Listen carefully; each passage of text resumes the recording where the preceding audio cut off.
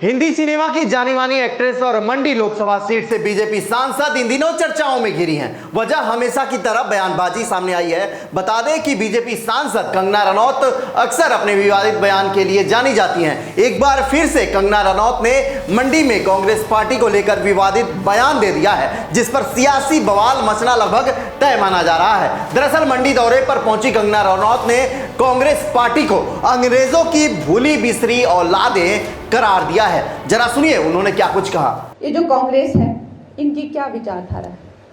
आज हम लोग यहाँ पे अगर एकत्रित हुए हैं तो हमारी एक विचारधारा है, जिसको आरएसएस आइडियोलॉजी कह लीजिए या राइट विंग आइडियोलॉजी कह लीजिए या सनातनी विचारधारा कह लीजिए, संस्कारी विचारधारा भी कह लीजिए। इनकी क्या विचारधारा है? इनकी विचारधारा है चोर चोर मौसेरे भाई। जहां ये मिले वहां तो चोर इकट्ठे हुए और डाकुओं की गैंग बन गई। हम सनातनी संस्कृति से जुड़े हुए हैं और ये अंग्रेजों की भूली बिसरी औलादें यहाँ पे बची हुई हैं। ये है कांग्रेसियों की हकीकत। देखो, जानते सब है, मुझे भी बोलते हैं कि भाई ये तो बता देती है। सबको पता है कि इनकी क्या संस्कृति है और ये क्या है और कहां से आए हैं। सुंदरनगर विधानसभा क्षेत्र के कांगू में कंगना रनौत एक जनसभा को संबोधित करते हुए कांग्रेस पर आक्रामक हो गई। कंगना ने कहा कि कांग्रेस ने हमेशा आम लोगों को डरा कर रखा। कांग्रेस कार्यकाल में पार्लियामेंट और जगह जगह आतंकवादी हमले करवाए गए। कांग्रेस पार्टी पाकिस्तान के साथ मिली हुई है, लेकिन वर्तमान में देश का नेतृत्व एक सशक्त व्यक्ति के हाथ में होने से सर्जिकल स्ट्राइक करवाकर पाकिस्तान की बैंड बजा रखी है। अब पाकिस्तान अपना मुंह तक नहीं खोल सकता। सांसद कंगना ने कहा कि 2014 से पहले देश भ्रष्टाचार के लिए जाना जाता था, लेकिन पीएम मोदी ने अपने साहसिक फैसलों और ईमानदारी की वजह से उस धारणा को ही पलट दिया है। इस दौरान उन्होंने यह भी कह दिया कि चांद पर दाग होता है, लेकिन पीएम मोदी पर एक भी दाग नहीं है। आगे कंगना ने कहा कि कांग्रेस राज में कई घोटाले हुए, लेकिन पीएम मोदी की छवि साफ है।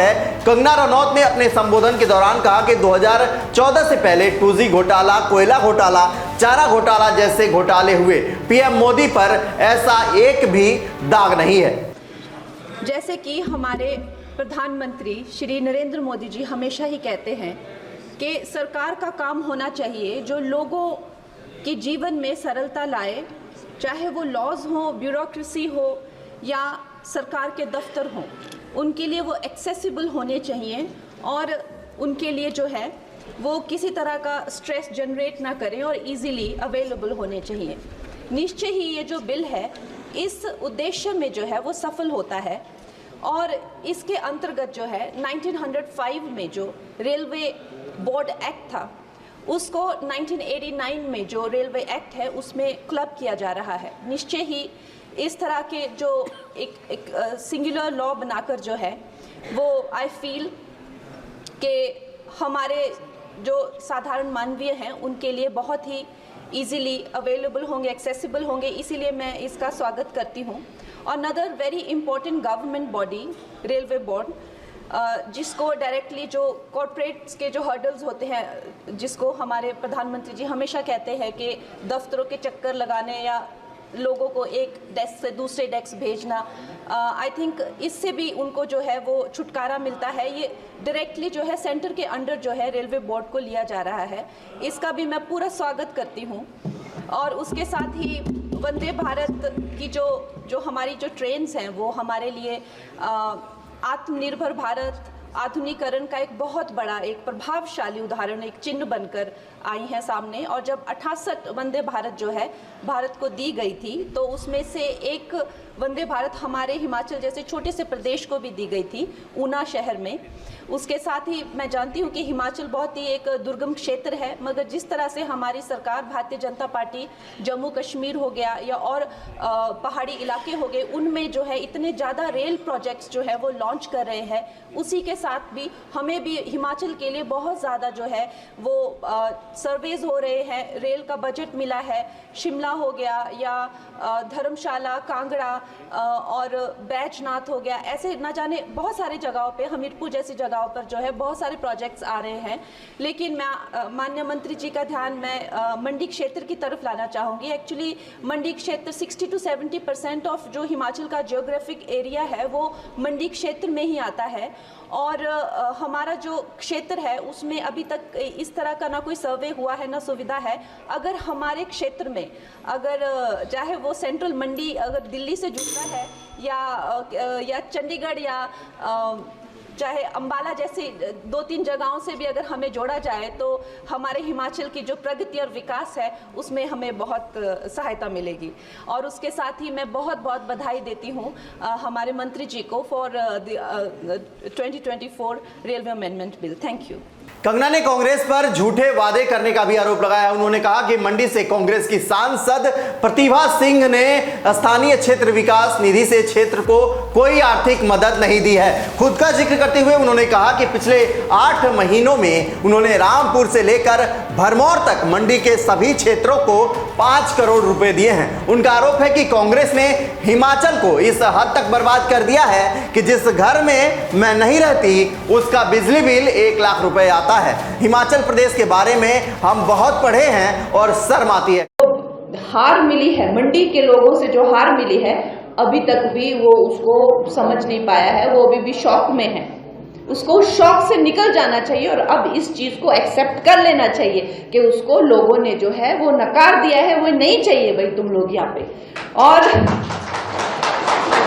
और जैसे हमारे पूरे भारतवर्ष में जो है इतना मोदी लहर है और भगवा है और सब कुछ है, तो हमें भी जैसे गांधी जी ने कहा हमें भी बड़ी पीड़ा होती है जब हम देखते हैं कि हमारे हिमाचल प्रदेश में जो है कांग्रेसियों ने इतनी दुर्दशा की हुई है।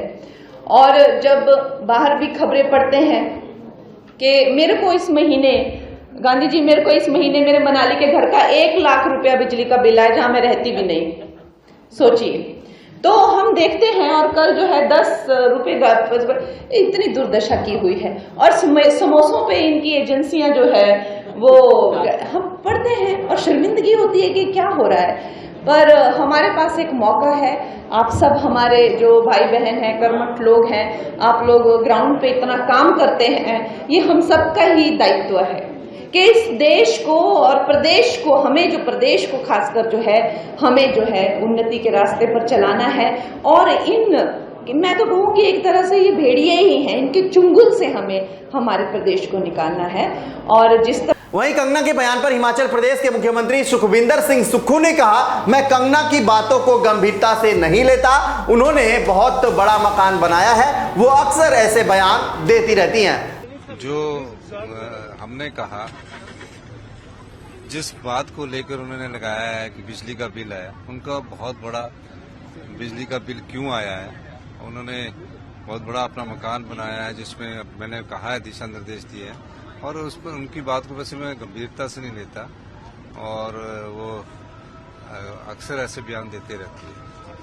कंगना ने कहा, संसद में जब उन्होंने वक्फ संशोधन विधेयक के समर्थन में बटन दबाया तो उनके दिमाग में मंडी संसदीय क्षेत्र की जनता थी। उन्होंने कहा कि हिमाचल की जनता ने 2024 के लोकसभा चुनाव में चारों सीटों पर भाजपा के उम्मीदवारों को चुना है। कंगना ने आगे कहा कि हिमाचल की दुर्दशा को भी ठीक करना है, इसके लिए कांग्रेसियों के बहकावे में न आए, पिछली बार की तरह गलती ना करें, सभी 68 सीटों पर भगवा झंडा लहराएं। कहा कि विधानसभा और लोकसभा चुनाव से पहले कांग्रेस नेत्री अलका लांबा ने महिलाओं से बड़े वादे किए, केवल झूठ पर झूठ बोलकर वो यहां से वापस लौटी हैं। वक्फ बोर्ड पर भी कंगना ने कांग्रेस पर खूब तंज कसे, कहा कि कांग्रेस ने लूटने के लिए वक्फ काला कानून बनाया था। बहरहाल इस खबर पर आपका क्या कुछ कहना है कमेंट कर हमें जरूर बताएं और वीडियो अच्छी लगे तो लाइक और शेयर करना ना भूलें।